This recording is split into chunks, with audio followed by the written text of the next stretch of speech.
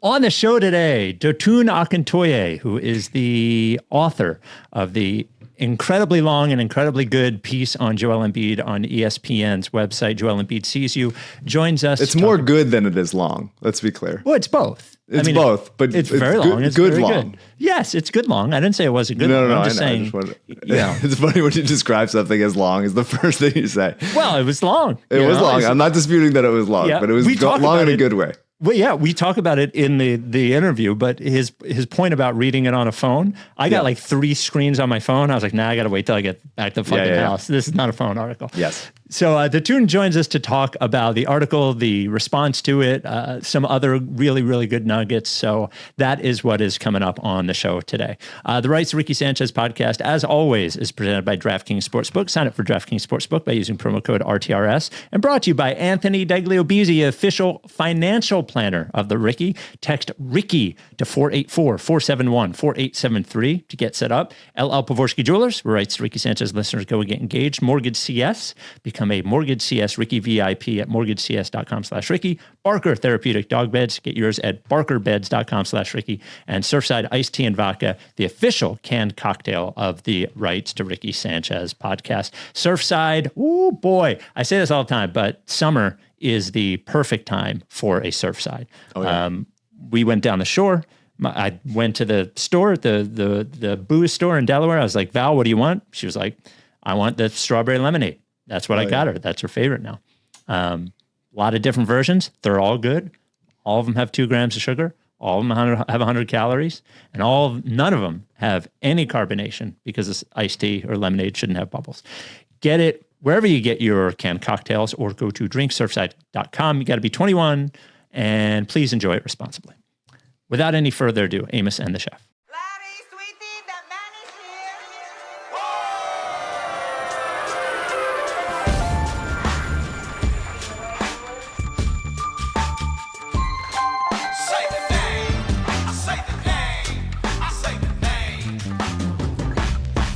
We were right, y'all. We were right.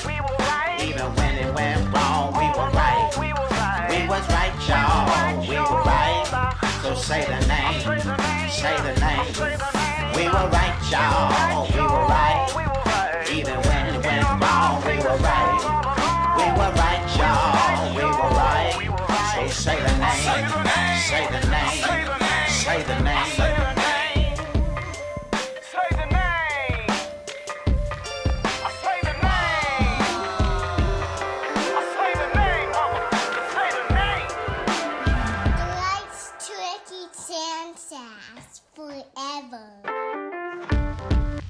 Welcome to the Rights to Ricky Sanchez podcast. I'm Spike Eskin, along with a guy who read the Embiid article 3 times. 3. That is one Mike Levin. I'm really happy we got to talk to Dotun. I mentioned that we were trying to get him on last podcast, and I like that. Glad that it worked out. Thank you to Dotun for his time. Yes, and for ESPN for letting it happen. And I mean, it's a good combo. It's a great conversation. The piece dropped out of nowhere. Yes. You read it? Did you read it at the beach?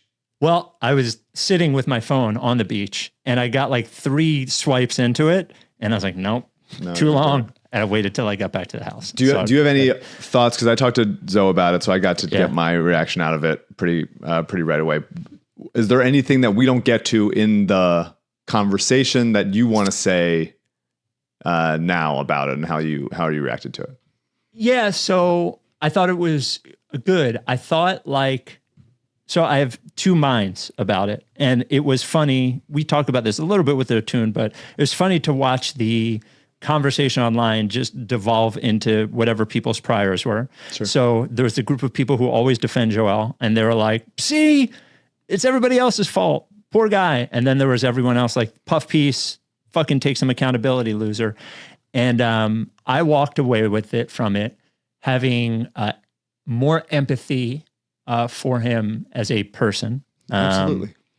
But also more, maybe not more, but a healthy amount of frustration with him as a cog 100% of a championship team. He is a completely flawed person Yes. and miscast as someone that has to be a leader. He's not, Yes. he's really not, or hasn't been, let's say, He's not at all. equipped to do it. Nobody with fucking 10,000 unread text is a fucking leader. I'm sorry. It's That's not, there's other qualities to it, but that is one as well. I agree. I think like it is 100%. If you don't feel more empathy for Joel as a person after reading this, then I don't think you have any humanity. And also, if you read this and go like, he's perfect, he didn't do anything wrong, then I think that you're just a stan. To me, it is not a puff piece, and it is definitely not a takedown. It is it is reality. It is what the situation is. He's been frustrating, and he picked up basketball very late in life, and the fact that he's this good and this equipped to win MVPs, finish second a couple of years as well, and was just hitting his stride before when Jonathan Kuminga fell on his knee. Like that's all of it, man. Like he's made mistakes and he's been majestic, and this is the summation of all of that, I think.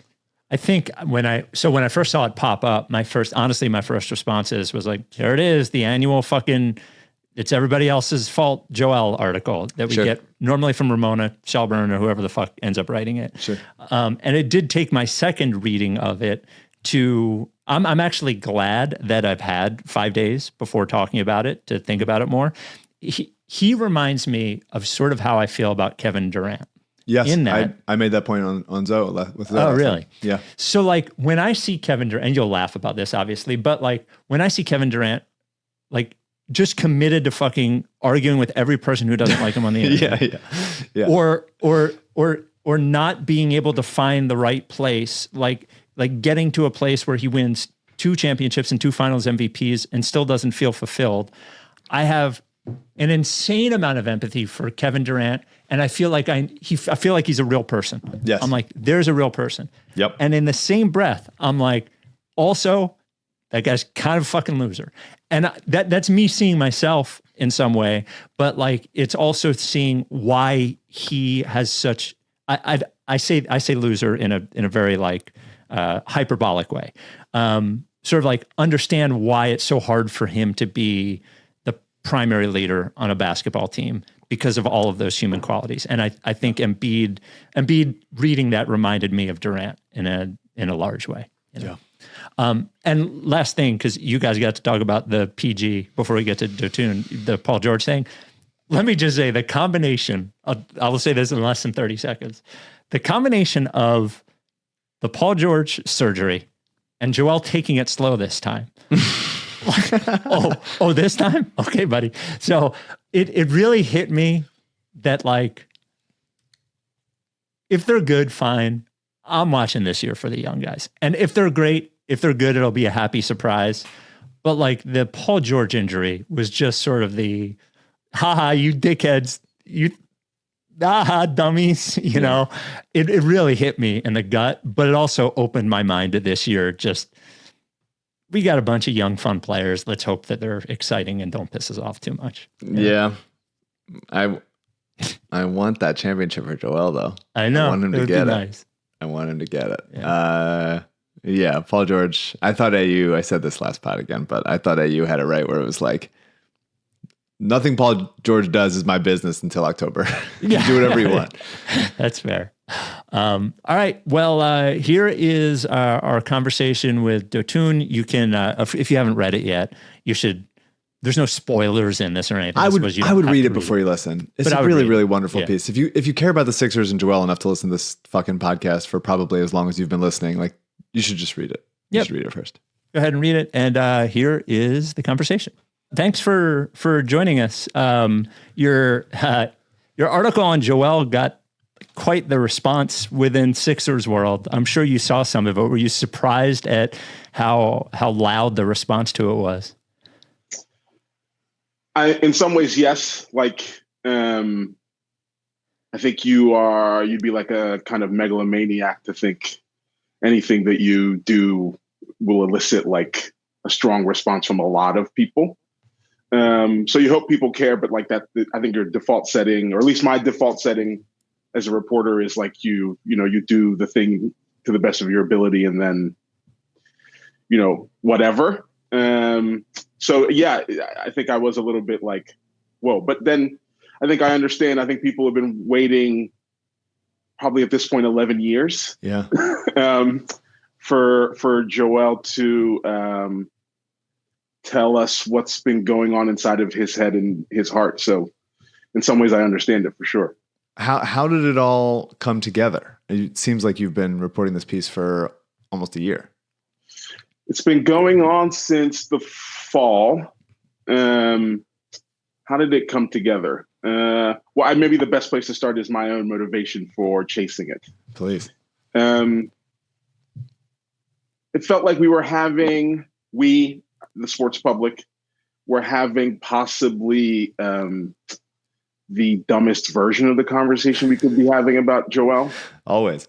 And part of that is, I think,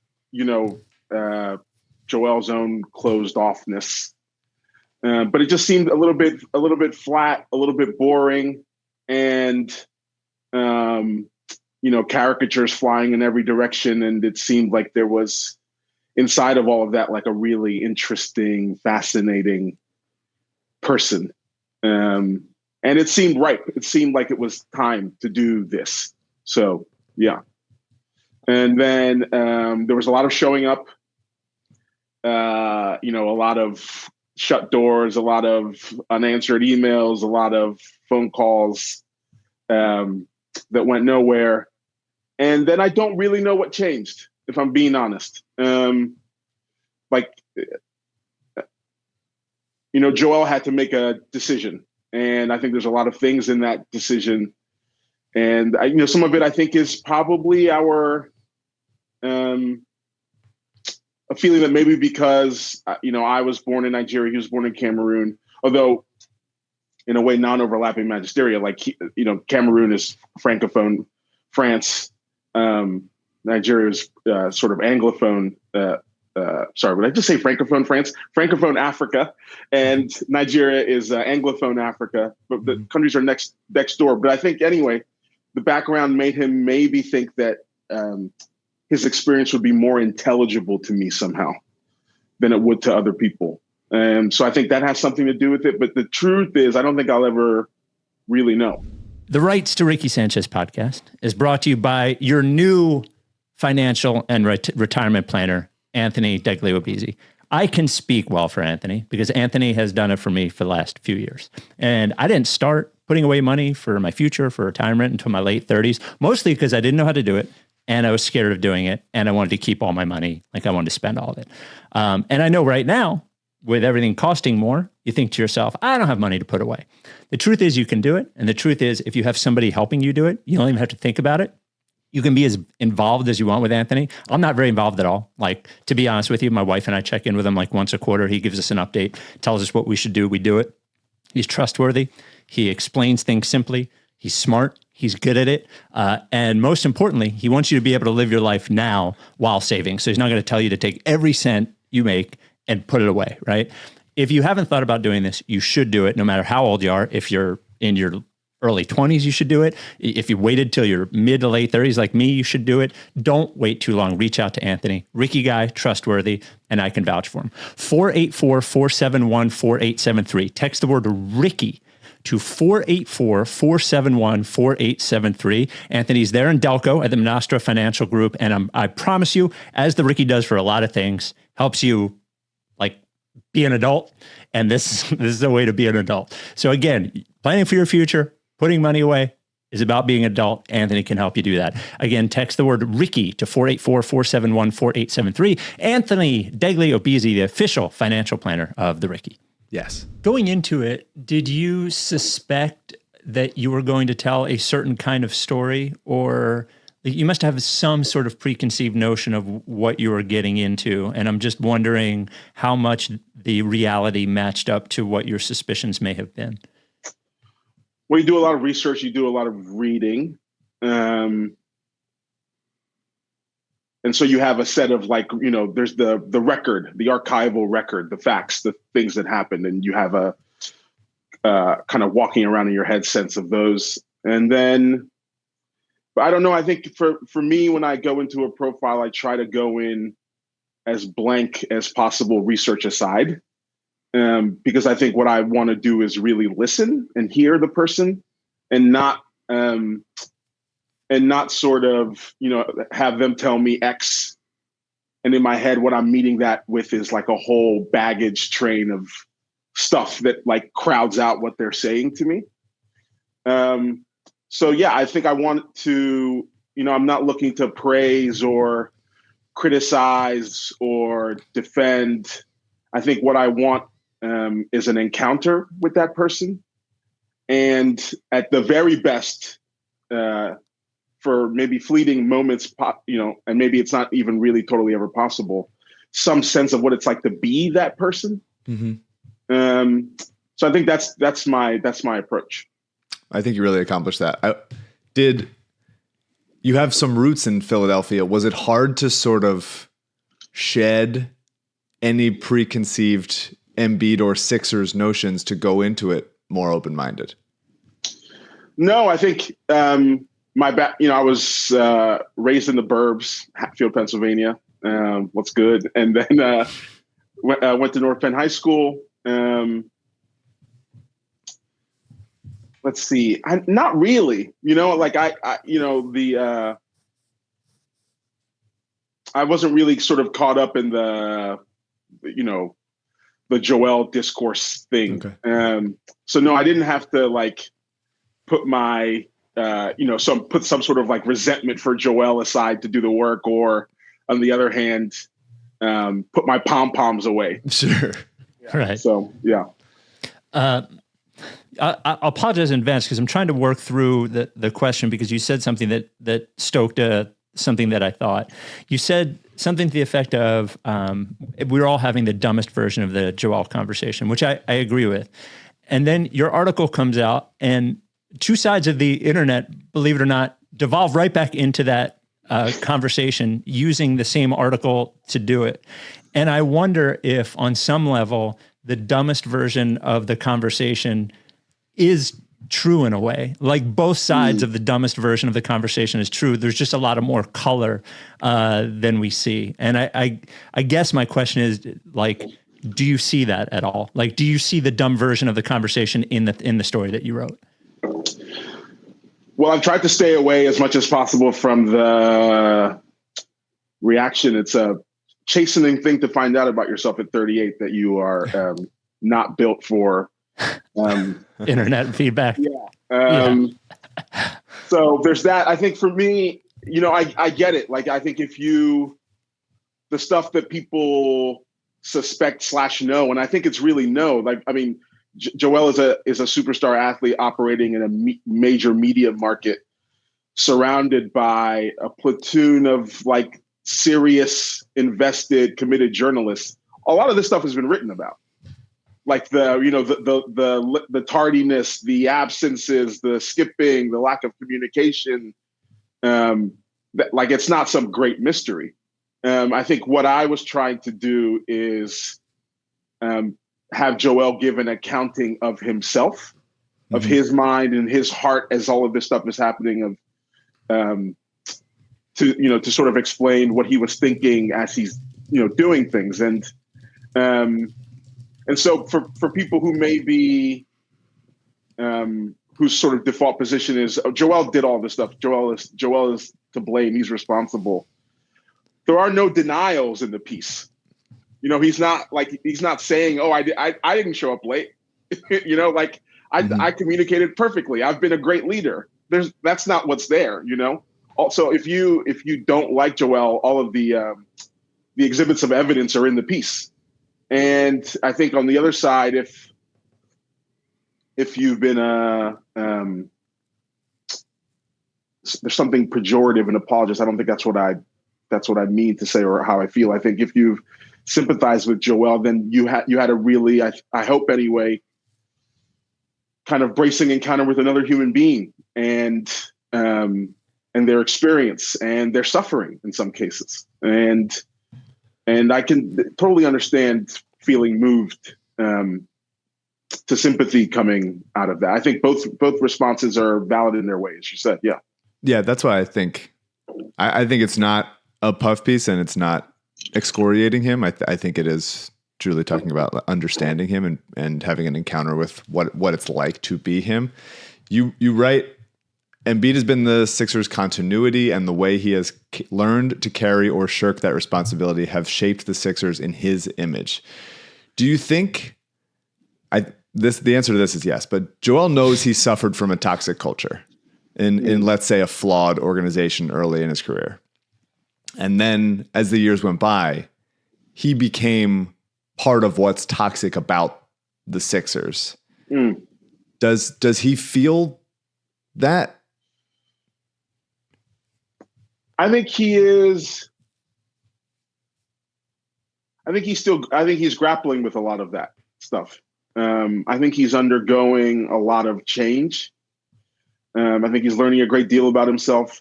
There's a weird, one of the things that's blown me away about sort of encountering him is the funny timing of his life in a weird way.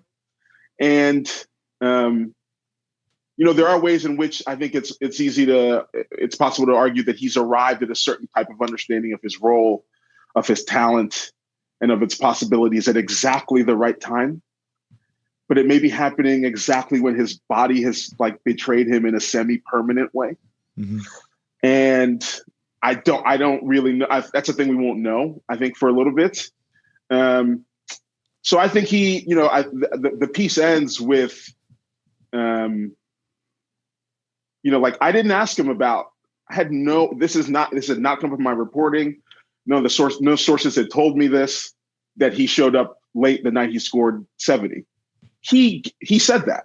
Mm-hmm. He just confessed it, And I think part of, and then the piece ends with him dealing with the way confessing that sends him kind of backwards to consider a whole bunch of things, and then whether he's capable of sort of that kind of final reckoning. I think it's up to readers to decide what happens there. But I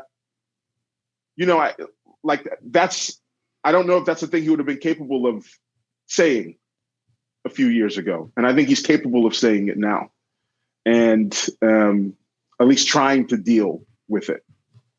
Well, one of the most interesting things about sports, I think, is that, or it actually sucks for them, for the athletes, is that I'm 48 and I'm so much more developed as a human and aware of what my flaws are at this age than I was at 28. But they have to go through all of these things at an age where you haven't quite discovered it yet, and it's. If I were to put it like a basic number on it, I think it's your early to mid 30s when you start to become aware of those things.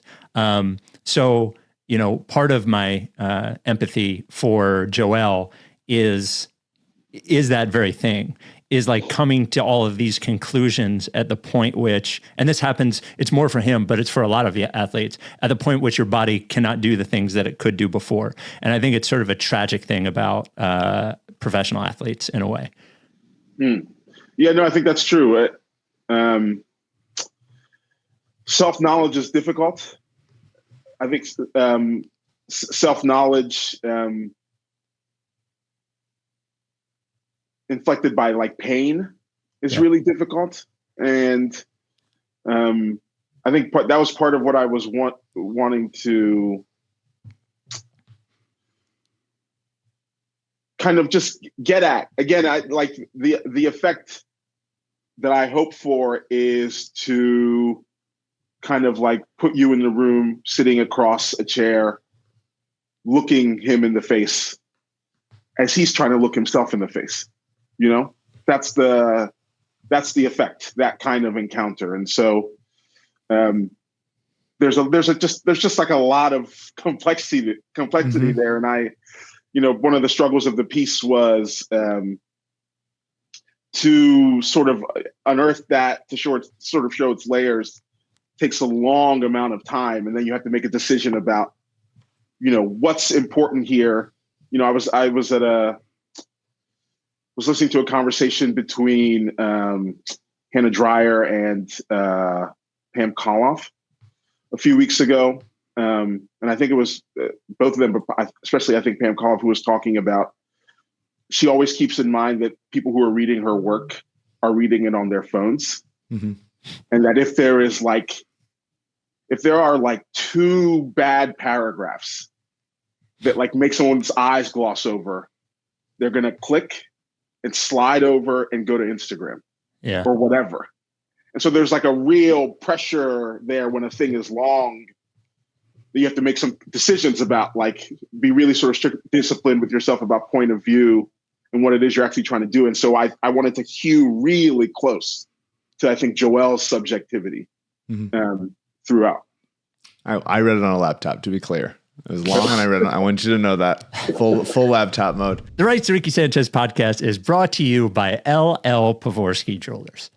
What's more grown up than getting married?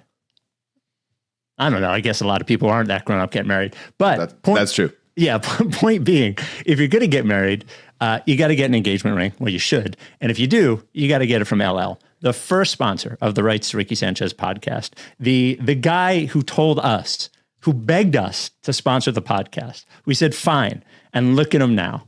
He's better looking than when we started. He sold over 440 Rights to Ricky Sanchez listeners engagement rings. And he's made every single one of them happy. When you go to buy an engagement ring, you want to be treated with respect. You don't want to be pressured. You want to know you're getting a great product at a great price.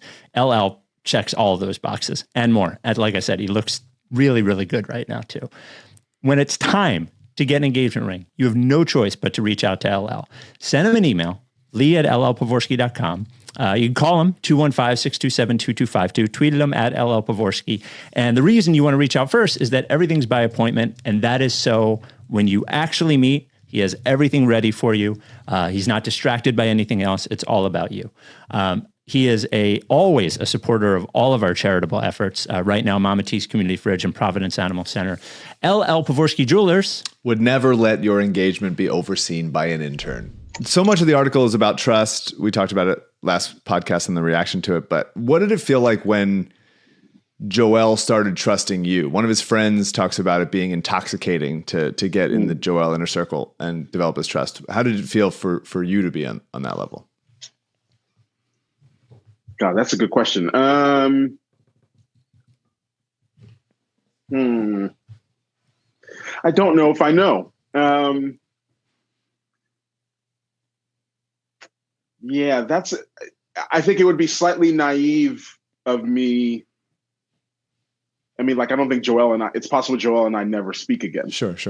You know, so like, I don't know if trust is exactly the word. He opened up to you when did you feel like he started like letting you in, I guess is maybe the more appropriate way to say it. I think I think it's when I met him finally at his place, when it had gotten to that stage. And even then it wasn't totally sure that was going to be, I think he wanted to kind of feel me out. He does this, like several people have told me that he just he sort of takes your measure. He meets you and he doesn't say a lot. And then he comes to some kind of internal decision about you. And so I watched that happen in real time. It is like a thing in his eyes or his face. Like, he's notorious for pretending he's not listening. That's like a classic Joel tactic, is that, he won't sort of give you his full attention, but he's listening and he's observing and he's deciding about you. And then when the decision is made, you can feel there's a physical difference in the room. Suddenly he's like boring in on you. And so I think he made a decision that he wanted to talk and that I was a person he felt he could talk to. And so he started talking.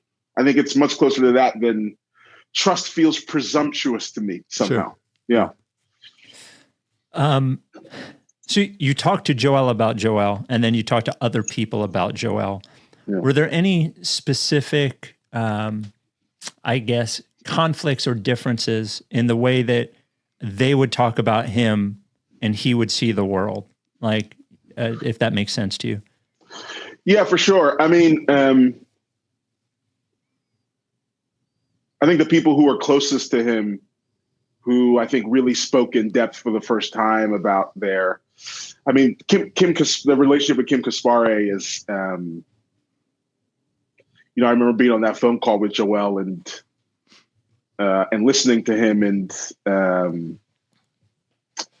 feeling really sad. I mean, I'm a reporter. I'm not you don't turn into your subjects like counselor or therapist or anything. And I just thought to myself, I think he's misread this. I can hear a lot of the stuff that animates everything else coming up in this, and I think he's misread this relationship. And so that was a big point of, I think, parting. And it felt really important to get that in the piece, because it's a kind of like reversal that I think is really telling. You think the reversal is that Kim has lost faith in Joel, or there's trust broken on that side of things? Is that what you're alluding to? No, I think Joel, there's a lot of trust and abandonment stuff. For sure. And I think in this particular case, my sense from talking to both of them is he's misread this, and in a way he has sort of stepped into the role of the abandoner, of someone who deeply cares about him. But I think, as I said, I think self-knowledge is difficult. It's hard to see, sometimes past your own stuff. So, well, that to me is some of the most interesting stuff in the piece. I mean, it is. You can talk about Harden as him being like, Harden doesn't talk to me anymore. That is him being on the other side of the abandonment as well. Of like, he is usually the one to cut people off, and with Harden, he feels like, he didn't do anything wrong. Does that? The article makes the connection both with Kim, his physical therapist, and with Harden. Does it feel like Joel is making that connection of sort of reevaluating some of the people maybe, or some of his tendencies to prematurely cut someone off because of the way it's sort of happened to him with Harden, and I guess to a different extent with Kim? I don't know, because I think that would be to speak beyond the parameters maybe of what we spoke about. I just think he's,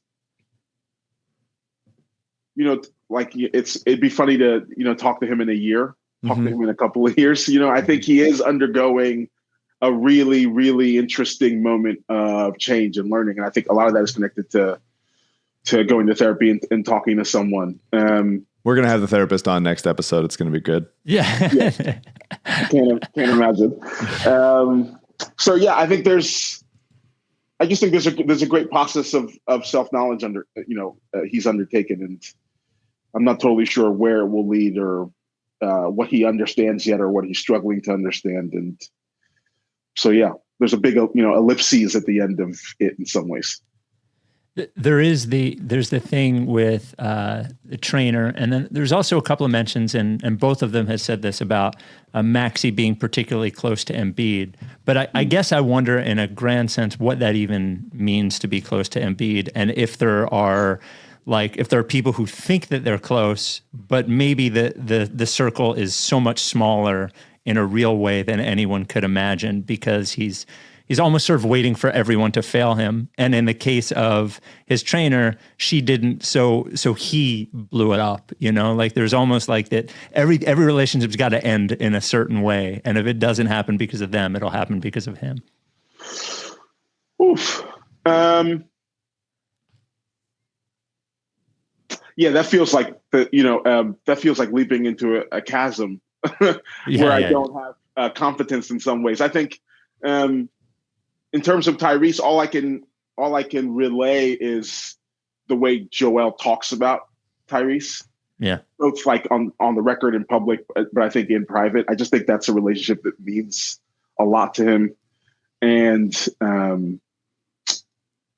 I don't know. We didn't really sort of talk about why that is. I tried to talk to Tyrese for the piece, but all I can say is, that seems to be a relationship that means a great deal to Joel, and the ins and outs of it, like the extent to which they communicate. Tyrese has said that he and Joel text weekly, which is a lot more than Joel texts other people for sure. Yeah. So, I think all I can say is when Joel speaks about Tyrese, even in private, there's a great deal of love there. The intern thing was upsetting to hear as a Sixers fan. The intern overseeing his rehab when he first came to the team. Is that Joel saying that, and then people in the organization or former people in the organization confirming it? How does that happen? Is anyone still there that allowed that to happen? Can we fire them? Any of that? Yeah. So this is one of the things that I have seen get aggregated. That is like, okay, so this is a chance to maybe put some context around this, because I think people have slightly misunderstood it. I get the sense that people think there's like an intern like looking at Joel's MRIs and saying, "Yeah, looks like things are good," and that's like not what was happening. So again, you make decisions about like, okay, do we want to talk about the changes in like wellness and performance and player development in the NBA in the last decade? Right. Probably not. Okay, that's Instagram already. Yeah. So let me do this. I did a story about the Wizards a couple of years ago that ended up kind of partly being about like the sort of evolution in player development in the NBA. So like if you are a player on the Wizards right now, you're surrounded by like a council of like 10 experts. There's like a sleep therapist. There's like an actual psychologist. There's strength and conditioning coach. There's a front office person. There's a video person. There's like a skills development coach. There is, what am I missing? There is a physical therapist. There's like a council of experts, all of whom have several players in their portfolio. They meet regularly about the players in their portfolio. The players meet with them. And that is the highly specific, bespoke treatment. That is the paradigm sort of de rigueur now in the NBA. That is not the NBA of 2014.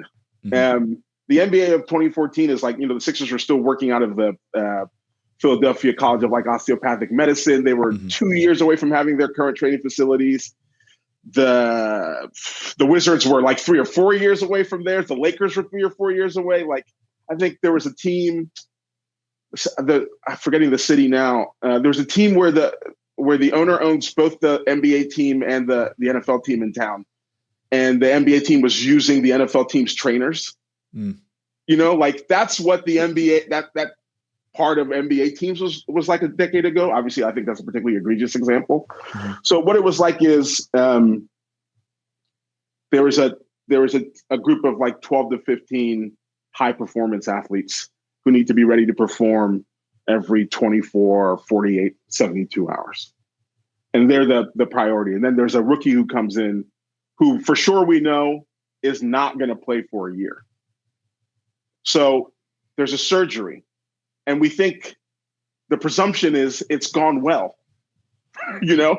and what now has to happen is he needs to show up 5 times a week to like, pick up a tennis ball with his foot. I'm not making that up. Mm-hmm.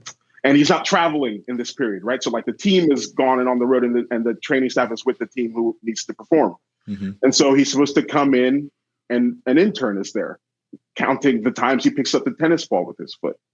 That is but like under normal circumstances, let's say the surgery had gone well, the treatment, the healing had gone well. Mm-hmm. And let's say Joel was someone who had a normal support system around him. Right. So then he would have shown up, done the thing with the intern.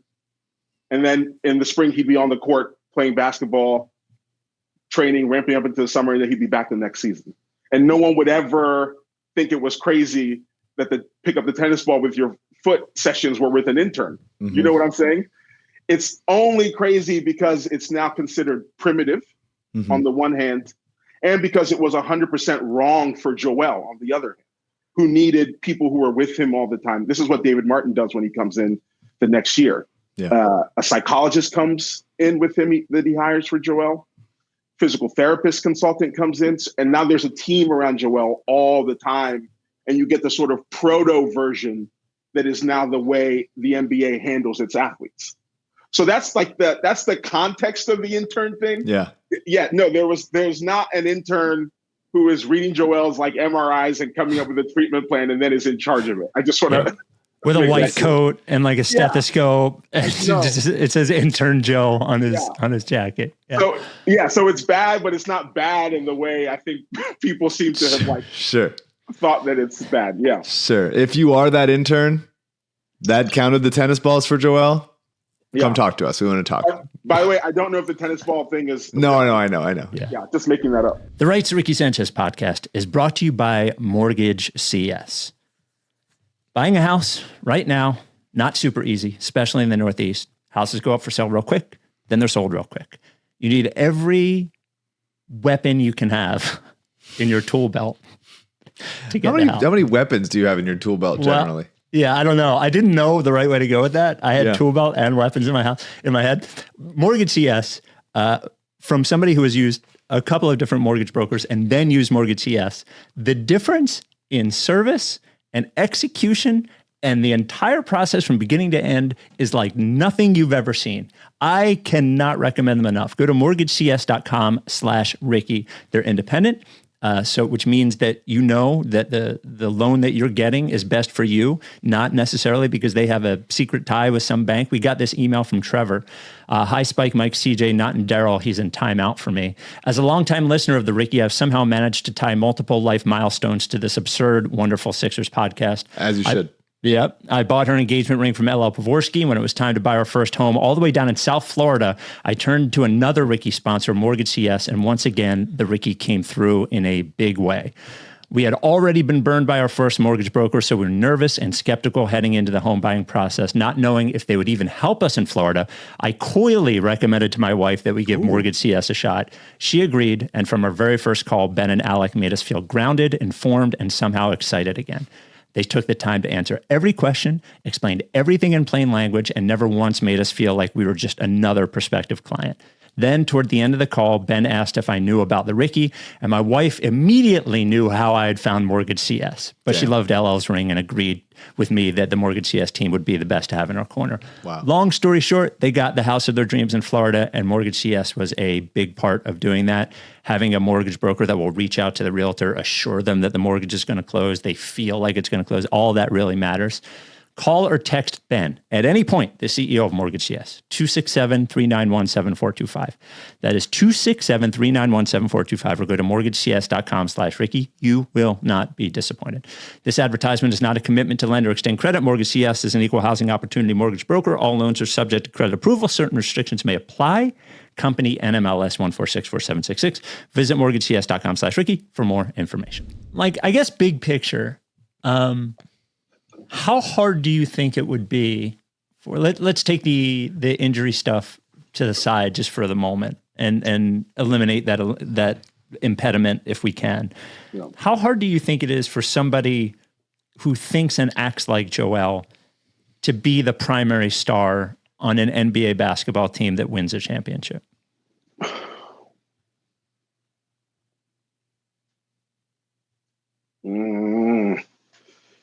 I mean, it takes all kinds. Sure, it does. Okay, I'm gonna step out of my journalist shoes here, and for however long this takes, I'm gonna do the talking head thing. Okay.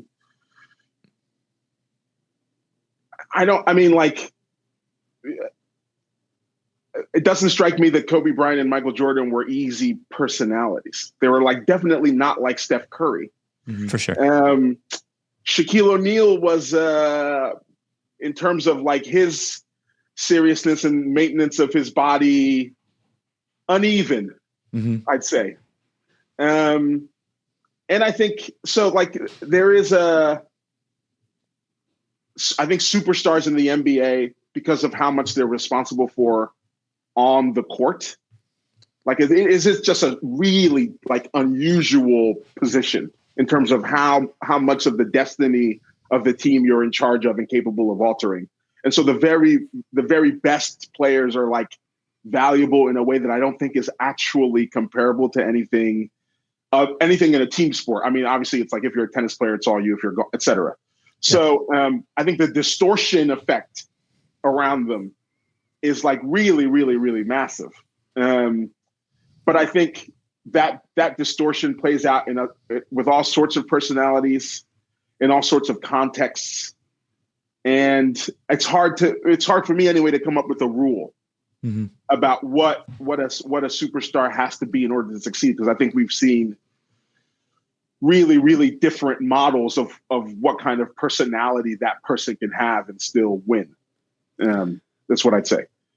There's just off of that, he comes off as such a loner in the piece, but the story about going to France with his family on vacation and then staying in the room the whole time. And then his parents deciding, well, we're not taking you anymore, and only taking his siblings to vacation. And then that lonely kid moves to Florida at 15, only to be like more isolated and more lonely. It's nice on some level that he has had, we talked about the lack of continuity. The continuity is at least he's been in the same place since he's 19, 20 years old. I guess my perception is he's still in many ways that same lonely kid that, like, you talk about him as like enigmatic, floating in and out of rooms in the hoodie, like being like a 7-foot ghost a little bit. Yeah. Is that the impression you still have? He came to the States at 17. Okay. I think he actually, he starts playing basketball later than I think the record. People often say 16. He's almost 17. Like when he's discovered at Luka Bamute's camp in I think July or June 2011, he's 17 years old already. So the basketball story has been like really, really, really actually short. Yeah. The France story is a thing.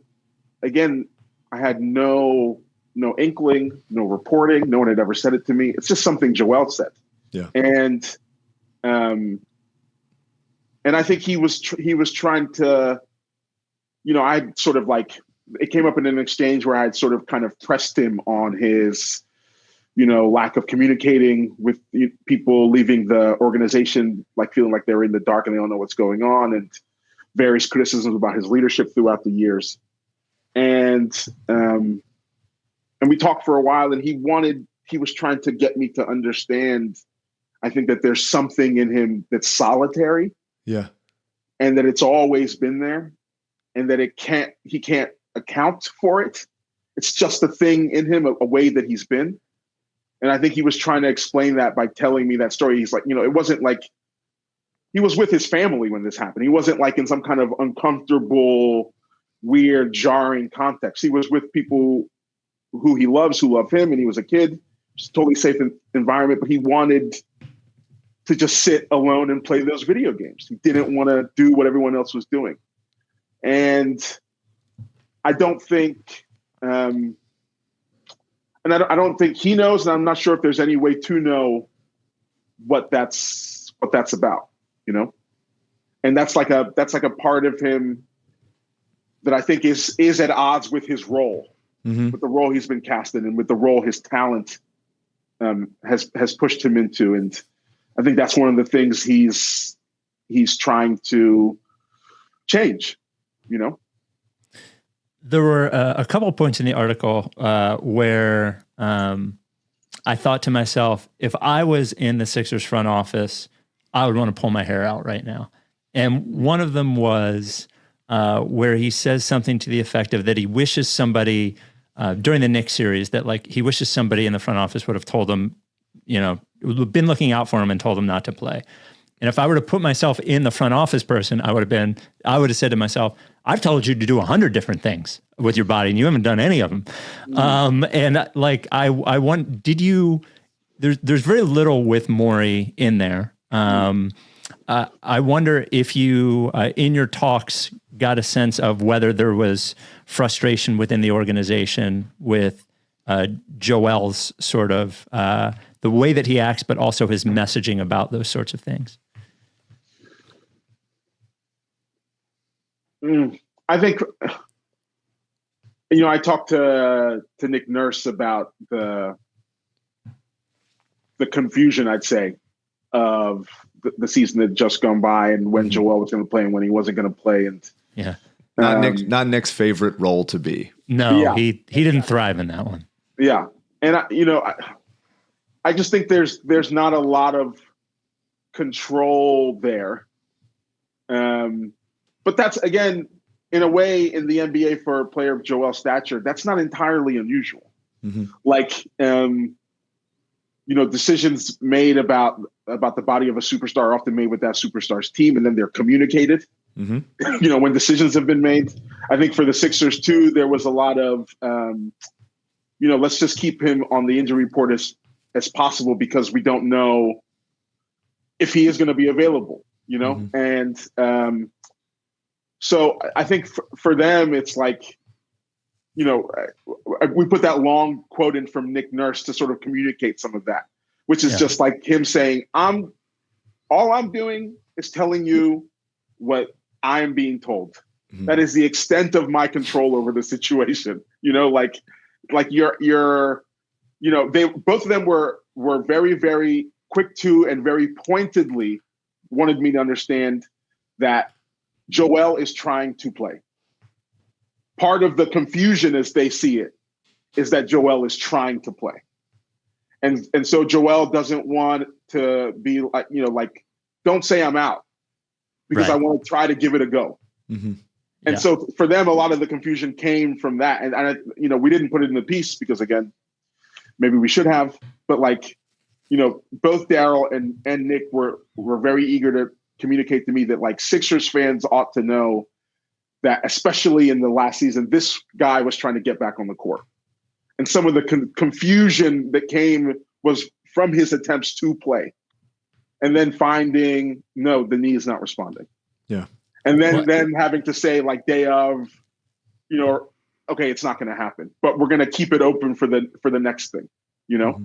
Well, and there is some irony there in, you had mentioned, and I know this to be true as well, that a lot of the times decisions about superstar athletes come from, when you say their team, you mean that the people around them, the player and the people around them.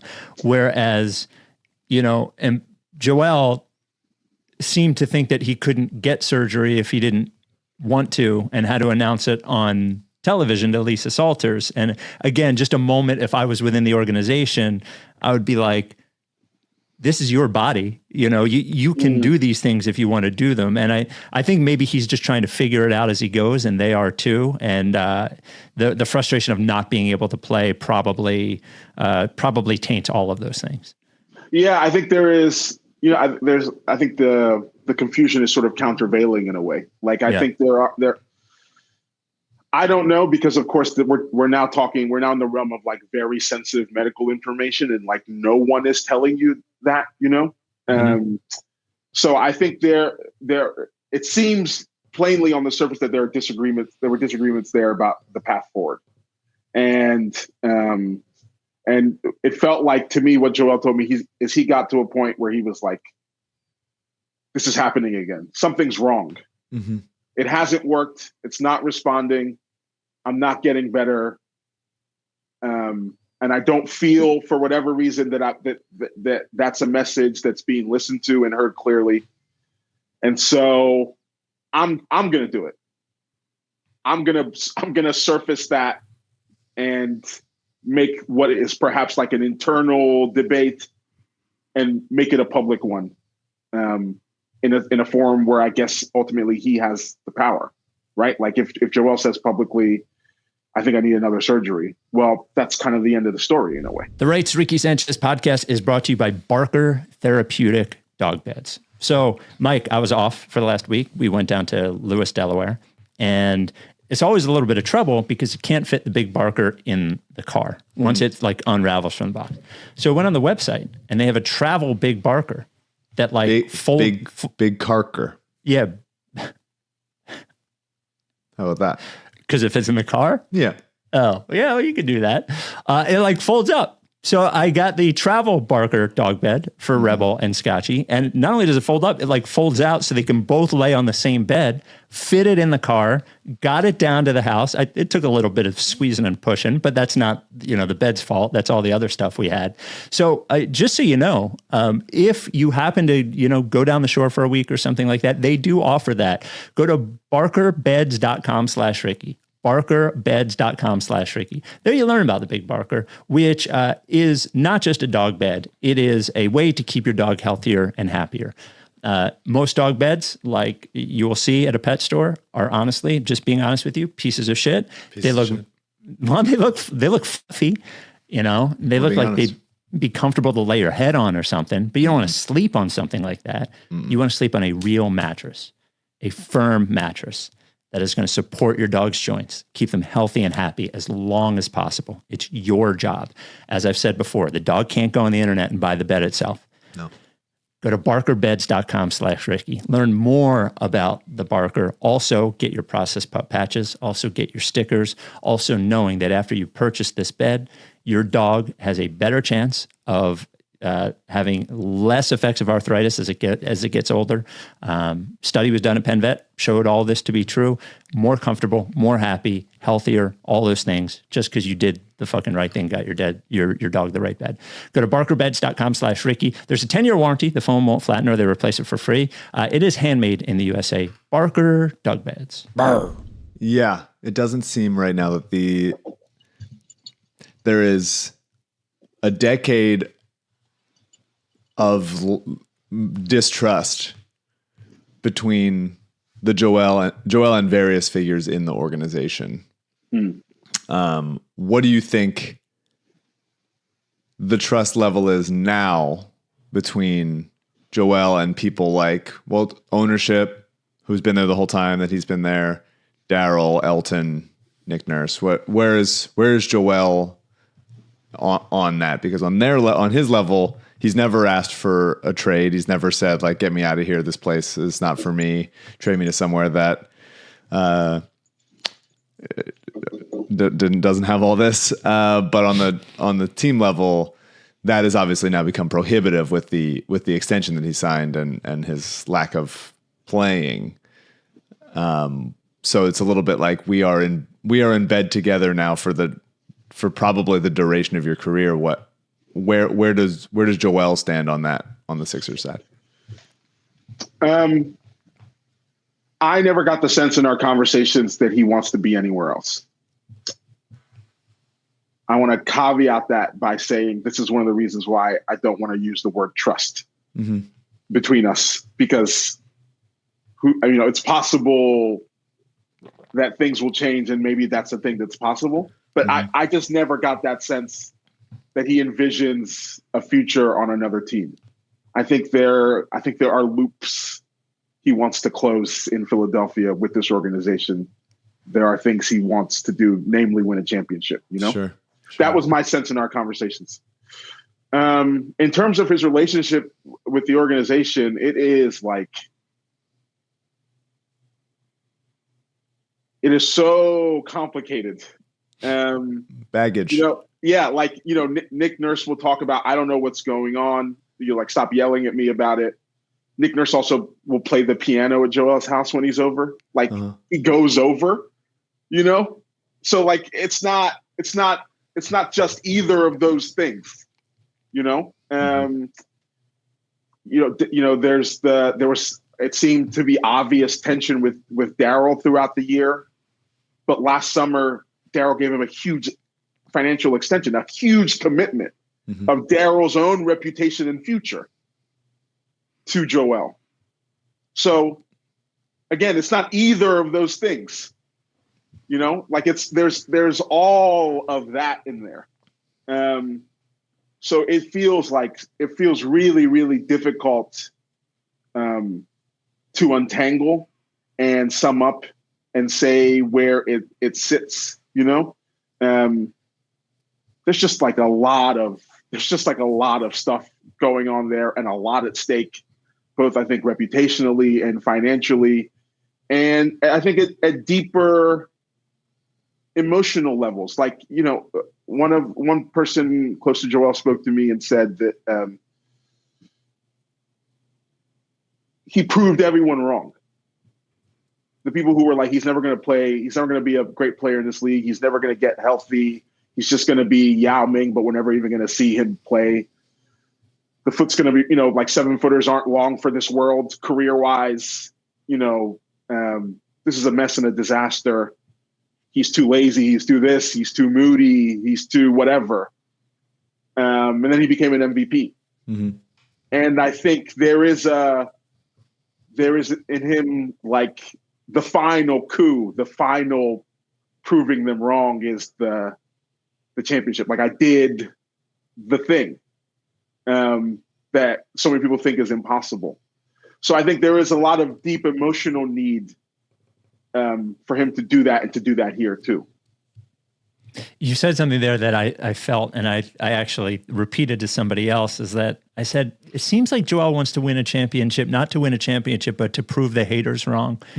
And it's like, I understand the feeling, but it is such an unhealthy way to challenge yourself that I think, like, I understand it, I get it, but it does feel very specific for him. But that's the same rationale why he basically turned down Team France and went to USA. Yes, it's because they were annoying. Yeah. I mean, I don't know. Like, I guess my response to that would be like, I mean, the person who we think of as probably the greatest player of all time nursed grievances so old that even after he had ascended to the pinnacle years after his retirement, at the moment of like, his sort of emeritus coronation, the Hall of Fame, he's still angry. Yeah. So I don't think that's like I don't think, the athletes, athletes ask remarkable things of their minds and their bodies and whatever demons they nurse to bring those things out of themselves, it's all good. Yeah. I guess it makes, it's looked back on fondly when you've won as much as Michael Jordan has. And it seems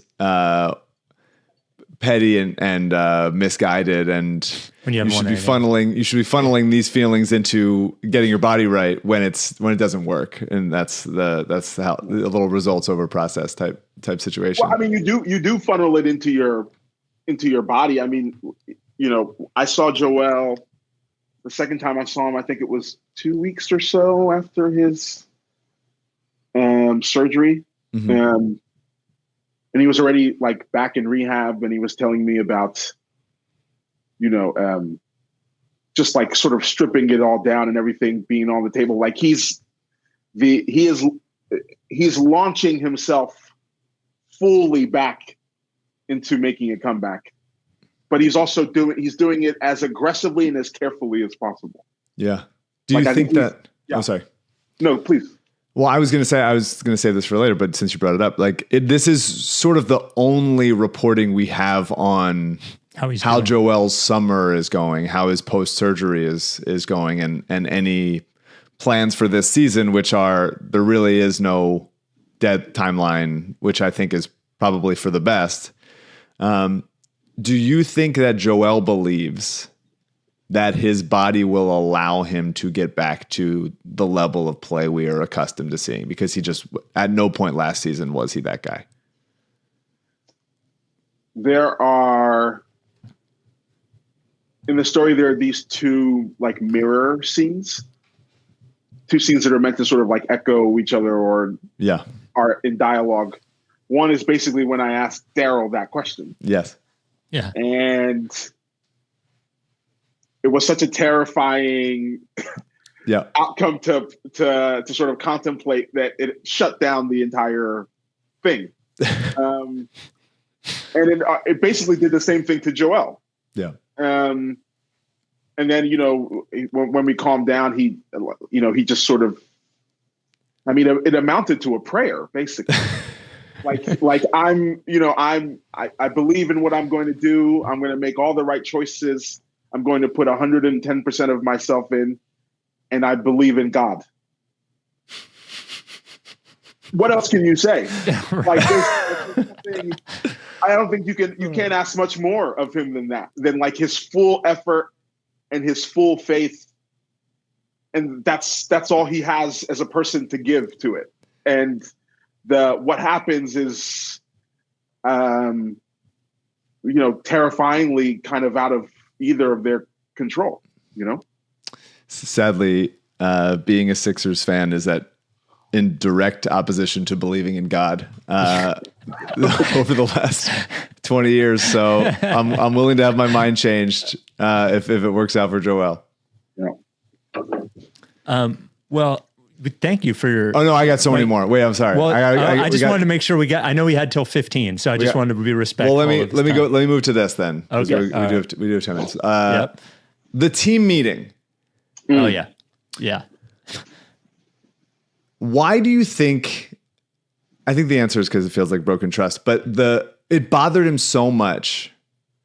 Do you think that Maxey calling out Joel for being late, for bringing morale down, do you think that actually registered with Joel, or did he really just use the leak to distract from what the meeting was actually about? No, I think for him, he didn't seem honestly to be bothered by being confronted, especially because I think it came from the right person. Yeah, it came from someone he loves and who he thinks who Joel trusts loves him, and so that's the kind of candor that Joel, in my experience, will receive well.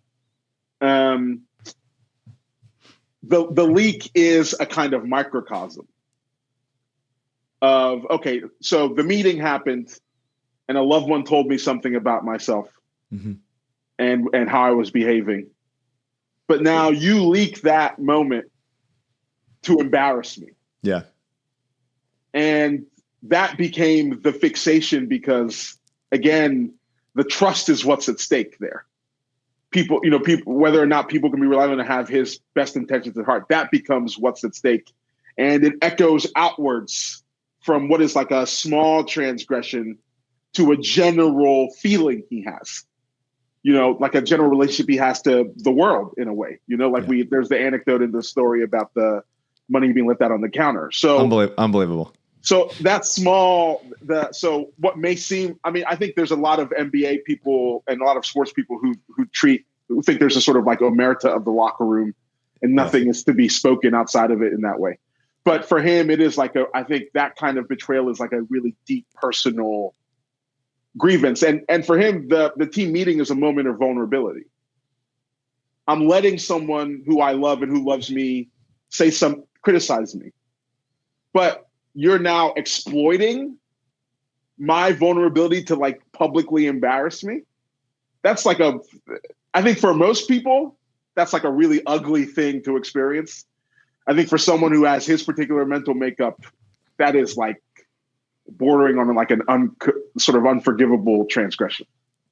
It is interesting that, we had a similar thing happen with the Eagles, basically, like this past year. And the fact that it went public sort of forced them to deal with all of those things, I think. Now maybe because it was Brandon Graham instead of an unnamed source in an article, it was received in a different way. But I do think sometimes when those things go public, they can actually be helpful to solving the issue. But I can understand why he feels violated by that at the same time. Yeah. How many Brian Colangelo lines did you cut out of the article? A lot. Yeah. Well, because I think we had to dial in. There's this there's this line by the poet Louise Gluck. She says, is it experience or look? I think she says we look at the world only once in childhood and the rest is memory. Mm-hmm. And that was like a real guiding sort of structural, in some ways, the piece is wrapped around that structure. Yes. And so there are like years and years and years. I mean, one, I'm not writing a book. It's not a biography. So there are like years and incidents cut out because I want you to sort of think of the centers of Joel's emotional experience, where they come from, his own understanding of their origins, etc. And then I hit the fast forward button and I jump you into 2024. Yeah. Like that's the basic effect of the piece is swinging between those two poles. I have to leave like 9 years out of there because otherwise I'd be writing like a 90,000 word biography. And then I really know people are going to be on Instagram and not as opposed to reading the thing. So, like, and I think there's stuff there's been such excellent reporting on the Colangelos and various other things in Joel's career that I thought, actually, what's interesting here isn't Burnergate. What's interesting here is what Colangelo was willing to say about Joel at the time on the record. Mm-hmm. Forget what was being said in on Twitter and burner accounts, which had a kind of like, was one maybe the harshness was exaggerated because of its soon to be undone secrecy. Mm-hmm. Forget all of that. He said at the time things that were startling to read now. Saying of your 22 or 21-year-old superstar, he's crossed the line perception-wise. Well, wait, how does he hop back over the line? What are you communicating about? If you say that about someone, do you really imagine a future for them? So I thought there were like things to like interesting places to insert that. And of course, then Joel gave me one of those like quotes that you live for as a journalist, where someone condenses years of bad history into their own sort of summary of it. It's like, yeah, that's wonderful. That really, that really saves a lot of stuff. So yeah, we had to make decisions about what we thought was going to do the best job of painting this sort of like portrait of Joel, this kind of like psychological portrait of who he is. There's a couple things I just want to call out because I thought the piece was so good and so filled with so much juice. The story of him coming home to his agent's mansion, forgetting the code and hopping the fence on his surgically repaired foot. He's such a kid at the time. It like blew my mind, and I'm in my mind, I'm blaming all of the future injury issues on him deciding to hop the fence and not knowing the gate code. Him reciting his playoff plus minus. He's just like us for real. I love that he said he would push Marcus Hayes again. That's great. That's good stuff. He should. I love that you call out Joel for being a sick fuck Philly fan. And I wonder if like how he now as a Phillies fan, like reacting to, Nick Castellanos, like not laying off a slider low and away and people getting mad about that. Can he put himself in the mind of being frustrated of other stuff? I wonder about that stuff. We can't get to it. But the thing I want to ask is everyone in the piece that loves Joel, that deals with the question of, did they help him get to where he is, accept him as he is, or did they indulge him and make excuses? What do you think about that? What do you think Joel thinks about that question? And I thought the title of the article is interesting because it's Joel Embiid Sees You. Do we think that Joel Embiid sees himself? Okay. I'm going to take those in serial order. So the first was, have those people come to any kind of conclusion? Mm-hmm. Those people, and some of them wouldn't speak to me on the record and spoke on background. I think they're struggling with that still. Mm-hmm. That remains an open question for them. And sports are so zero sum in a way. I wonder if he wins a championship, they get to move the slider over to yes. What we did was save him. Yeah, I think they would. Yeah, I think that's fair. I think that's a thing that they wonder, and And I don't know if they've had a chance to think about it before. It took several conversations with them to arrive at being able to ask them that question and have them sort of deal with that. And, like they'll tell you, like, again, like there are no denials in the story. They're not like saying Joel was punctual. No, they say, I waited. They're not saying, oh, he did everything he was asked to do. They said, no, I knew if I pushed him, he would disappear into the locker room and that would be it. Yeah. And so I got what I could get. And I think they're wondering about, I don't think they know whether or not that was the right call. But I know that they were there looking at him and they thought he needed them and he needed help and he needed to be supported in a certain kind of way. And they gave that support to him. And he, as I said, turned into an MVP. Not for nothing is Kim Kaspari in a picture crying when that happens. That moment means as much to her work as it meant to Joel, 9 years, yeah. And then the second question was, does Joel feel that? Yeah. I think I'm going to do a really obnoxious writer thing and tell people that question is what the final section of the story is about. Yeah. And people should read that and see what they make of that attempt to confront himself, which again, didn't totally even come from a question I was asking. We were talking sort of broadly about what would you do differently, et cetera. I don't remember the specific question. And he threw in the thing about the 70-point game, which led to a lot of other places for him. The end of the piece is meant to stage that showdown with himself. And because that is, all the other narratives are sub-narratives. The real narrative is Joel is to blame. Joel did this. Everything else can slide under that. So I think people have to decide what they think that confrontation amounts to at the end. Yeah. And then the last thing you asked was... No, that's it. Yeah. That was that. Yeah. I mean, I said this on the last podcast. I think this is the definitive Joel feature. Any piece that is written about him, like after he retires in a retrospective type of way, won't have what I feel is the most crucial and most Joel component. And it's the fact that we're not sure if it's over. Mm-hmm. So much of Joel's career has been like, sadly, just waiting with bated breath to see if he's going to get up when he falls down or if he's going to be cleared in time for game 5 or whatever. And now if he's ever going to look like himself again.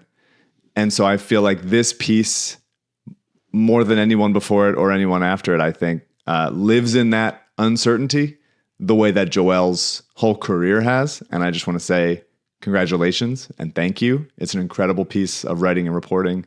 I've read it 3 times now. I haven't seen the people saying anything mean about it because I've curated what I consume to only be positive stuff about this column. So I want to say thank you. It really is unbelievable. I loved it. Thank you. That's enormously generous. Thank you. Thanks again to Dotun for being generous with his time and talking about the article with us. There is, unfortunately, we didn't get any secret information like, hey, guys, secretly, he's actually fine. He looked great. He was... Well, yeah, the secret information was he talked a lot about Brian Colangelo, which I'm glad he said yes. I'm glad he said yes to. A lot.